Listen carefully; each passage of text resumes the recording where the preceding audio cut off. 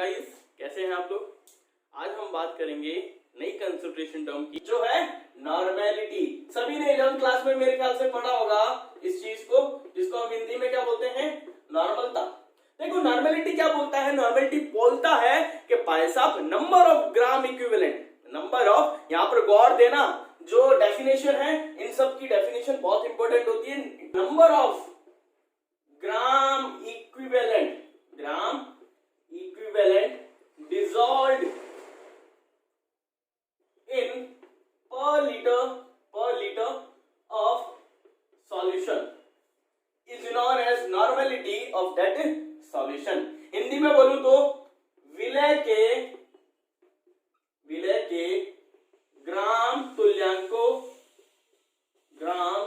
तुल्यांकों की संख्या जो 1 लीटर विलयन में उपस्थित हो। देखो ये डेफिनेशन वगैरह आपको नोट्स में सब मिल जाएगा, ठीक है, वो बात नहीं कर रहा, लेकिन जो चीज है यहाँ पे नंबर ऑफ ग्राम इक्विवेलेंट। तो यहां से अगर मैं फॉर्मूला बनाऊं नॉर्मेलिटी का, नॉर्मलता का, क्या बनेगा, नंबर ऑफ ग्राम इक्विवेलेंट, किसके, सॉल्यूट के। क्या लिखूंगा, number of gram equivalent of solute upon volume solution. क्या हुआ, number of gram equivalent of solute upon volume of solution. इसको मैं अगर ऐसे लिख दूं GEQ यानी ग्राम equivalent upon volume of solution को मैं BL लिख रहा हूं जो लीटर में होगा। अब यहां पर देखना, यहां पर हमें समझना है कि ग्राम इक्विवेलेंट क्या होता है।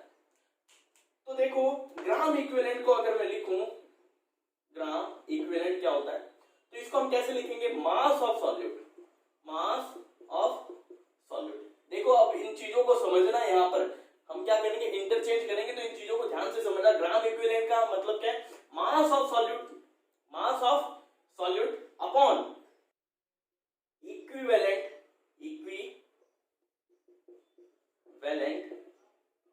Mass of solute. Gram equivalent का मतलब क्या है, हमने किसका लिया था, ग्राम इक्विवेलेंट सॉल्यूट का। तो यहाँ पर जो ग्राम इक्विवेलेंट होगा उसका मतलब भी किसमें होगा, सॉल्यूट के अंदर ही होगा। Mass of solute upon equivalent mass of solute. Mass of solute हम कहते हैं, ऐसा हमें समझ में आ गया जो हमें दिया हुआ होगा क्वेश्चन में। इक्विवेलेंट मास ऑफ सॉल्यूट, इसको मैं EM से डिनोट कर रहा हूं। अब इस EM का मतलब क्या है, जो इक्विवेलेंट मास ऑफ सॉल्यूट है इसका मतलब क्या है, तो इसका मतलब समझना, जो भी सब्सटेंस हो आपके पास, मान लो मेरे पास NaOH, ठीक है, ये जो सब्सटेंस है, अब यहां पर इक्विवेलेंट मास का मतलब क्या होगा, इसका कोई ना कोई मॉलिक्यूलर मास होगा यानी मोलर मास होगा। तो मैं यहां पर क्या लिखूंगा, मोलर मास।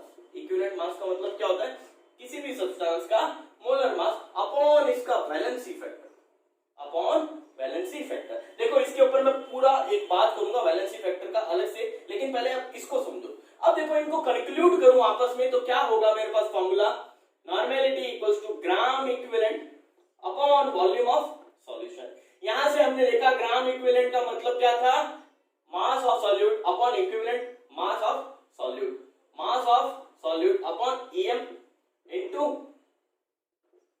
वॉल्यूम। अब यहां पर हमने देखा फिर से इक्विवेलेंट मास का मतलब क्या है, molar mass upon valency factor. क्या लिख दूं, मोलर मास आ गया upon valency factor, upon valency factor into ये क्या चल रहा है, BL। ये उठकर कहां जाएगा, ऊपर जाएगा, तो इसको हटा करके मैं यहां लिख दूं BF, ये लिख दिया, और ये BL यहां लिख दिया।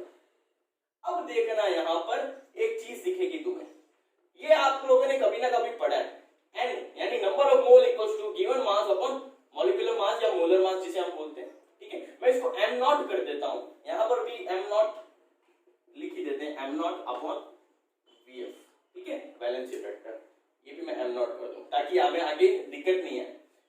अब यहां से देखो नॉर्मेलिटी का फॉर्मूला क्या बना मेरे पास, एक और, number of mole into valency factor upon volume of solution. तो एक तो ये फॉर्मूला, एक ये फॉर्मूला, एक ये फॉर्मूला, एक ये फॉर्मूला, टोटल कितने फॉर्मूलाज हो गए मेरे पास नॉर्मेलिटी के, 4। तो ये चारों के चारों आपको ध्यान होने चाहिए। क्या है नॉर्मेलिटी, वापस अगर देखिए कंक्लूड करें तो ग्राम equivalent upon volume of solution. यहाँ ग्राम इक्विवेलेंट किसका होता है, यहाँ होता है भाई साहब सॉल्यूट का। तो यहाँ पर ग्राम इक्विवेलेंट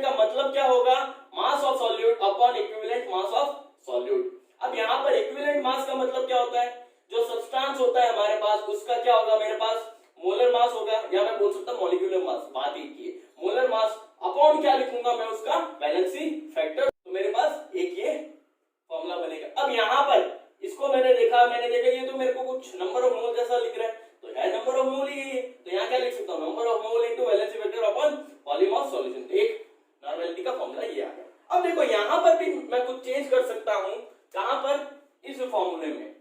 ये क्या है, इक्विवेलेंट मास ऑफ सॉल्यूट है। ईएम का मतलब अभी हमने देखा है एम नॉट अपॉन वीएफ, तो यहां पर अगर चेंज करूं तो क्या होगा, एम अपॉन एम नॉट, ये वीएफ है, ऊपर जाएगा इनटू वीएफ। तो यहां से ग्राम इक्विवेलेंट का फॉर्मूला एक क्या आया मेरे पास, gram eq number of mole into VF. तो एक फॉर्मूला ये याद रखना आप लोग, ठीक है।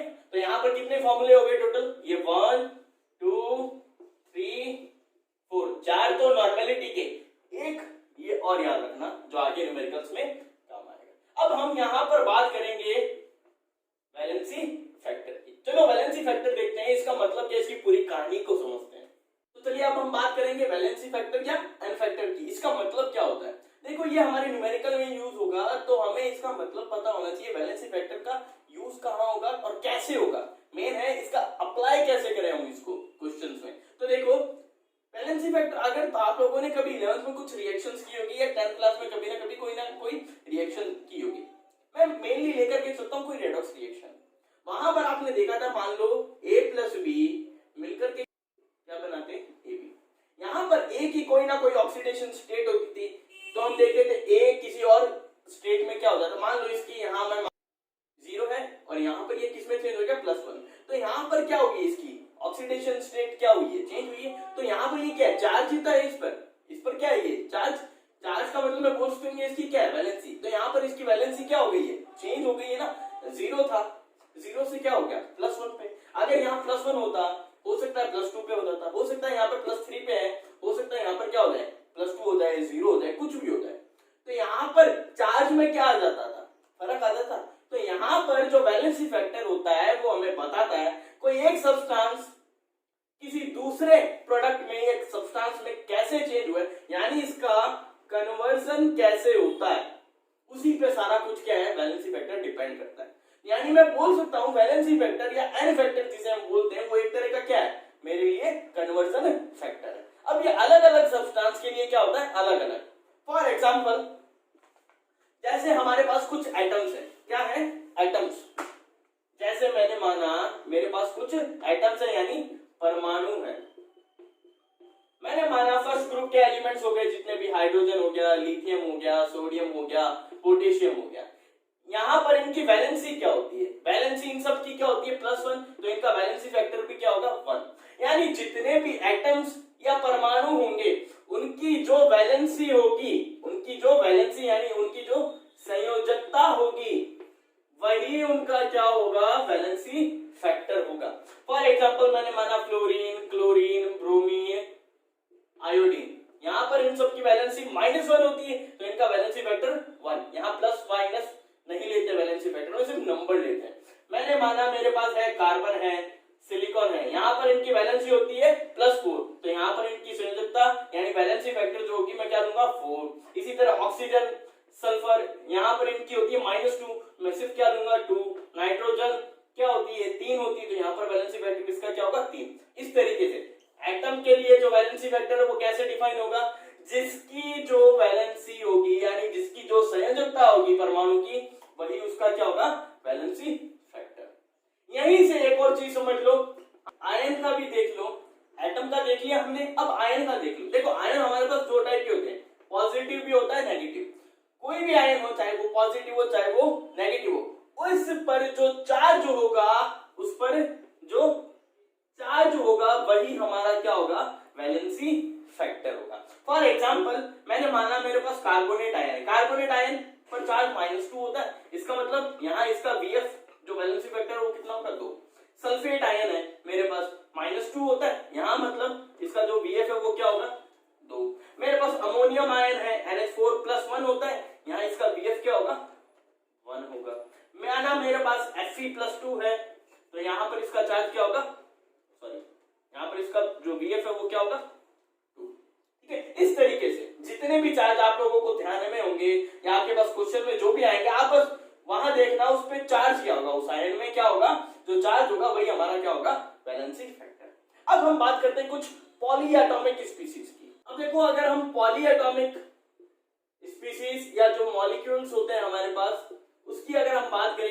पॉलीएटॉमिक का मतलब जिसमें दो या दो से ज्यादा क्या प्रेजेंट हो, एटम। फॉर एग्जांपल मैंने यहाँ बात की क्लोरीन की, ठीक है। एक क्लोरीन पे चार्ज कितना है, एक होता है, माइनस का 1। यहाँ कितने प्रेजेंट है क्लोरीन, 2, तो यहाँ टोटल चार्ज कितना हो जाएगा 1 + 1। एक का -1 होता है, 2 का क्या हो जाएगा 1 + 1। तो यहाँ जो VF आएगा मेरे पास वो कितना आ जाएगा भाई साहब 2। इसी तरह मैंने बात की ओजोन की। ओजोन एक मॉलिक्यूल होता है O3। एक ऑक्सीजन पे जो चार्ज होता है वो होता है -2। तो यहाँ कितने ऑक्सीजन प्रेजेंट है, 3, तो 2 + 2 + 2, तो टोटल VF मेरे पास यहाँ कितना होगा 6 का, ठीक है।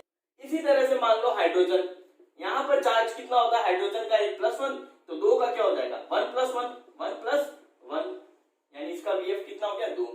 2 3 और देख लो, मान लो मेरे पास है O2, ठीक है। एक ऑक्सीजन का क्या होता है भाई साहब 2, तो 2 का क्या हो जाएगा 4, इसका VF क्या हो गया 4।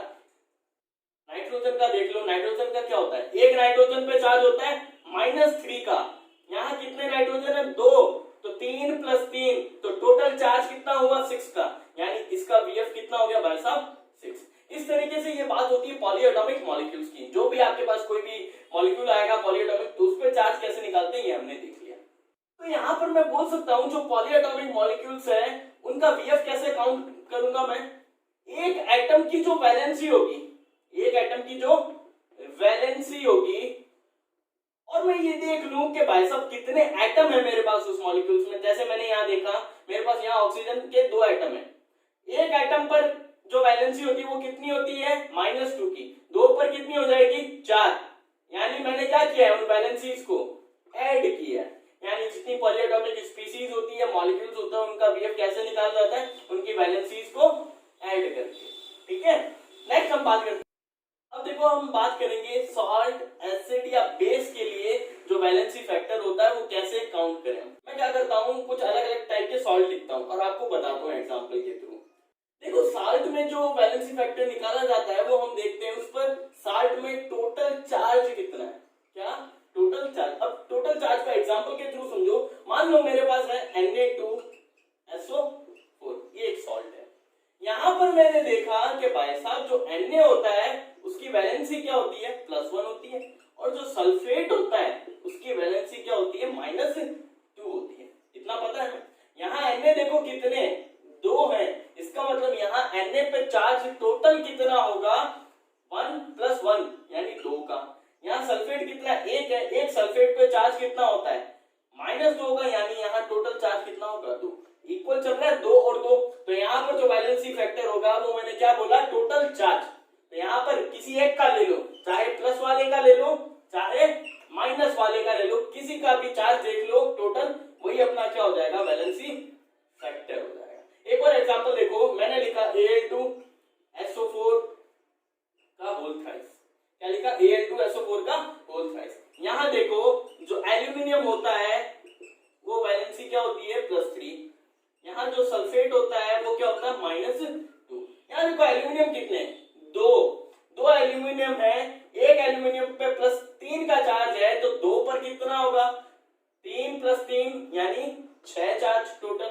यहाँ सल्फेट देखो, एक सल्फेट पे चार्ज कितना होता है -2 का, सल्फेट कितने हैं 3 है, अगर एक पर -2 है तो 3 पर क्या करोगे 2 + 2 + 2, टोटल चार्ज कितना होगा 6। तो किसी भी एक का क्या ले लो चार्ज ले लो टोटल, वही हमारा क्या हो जाएगा वैलेंसी फैक्टर हो जाएगा। एक और एग्जांपल देख लो सिंपल, CaCO3 लिखा मैंने, क्या लिखा CaCO3। तो यहाँ देखो कैल्शियम +2 होता है, कार्बोनेट -2 होता है, तो यहाँ पर क्या चल रहा है चार्ज इक्वल चल रहा है, तो वही अपना क्या हो जाएगा वैलेंसी फैक्टर होता है। आई बात समझ में। अब हम बात करते हैं एसिड की। देखो एसिड के लिए हम वैलेंसी फैक्टर कैसे डिफाइन करेंगे, कोई भी मैं क्या लूंगा एसिड लूंगा और उसे किस में डिसॉल्व करूंगा वाटर में। जब मैं वाटर में उसे डिसॉल्व करता हूं, क्या करता हूं डिसॉल्व करता हूं यानी घोलता हूं, तो मैं ये देखूंगा ये कितने H+ मेरे को देगा, यानी किसी भी एसिड को वाटर में डिसॉल्व करने पर वो कितने H+ आयन हमें डोनेट करेगा, वही हमारा क्या होगा भाई साहब वैलेंसी फैक्टर। आई बात समझ में। तो यहां पर देखो जैसे मैंने माना HCl, अगर मैं HCl को पानी में डिसॉल्व करूंगा तो क्या बनाएगा H+ + Cl-। तो यहाँ पर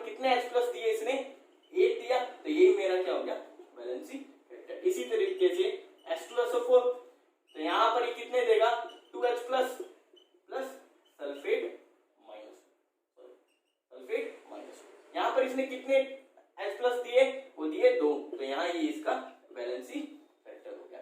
अब मैं क्या कर रहा हूँ, कुछ एसिड्स की लिस्ट लिख रहा हूँ आप लोगों को, उनके लिए आपको VF ध्यान रखना है और बताऊंगा वो कैसे आएंगे, ठीक है।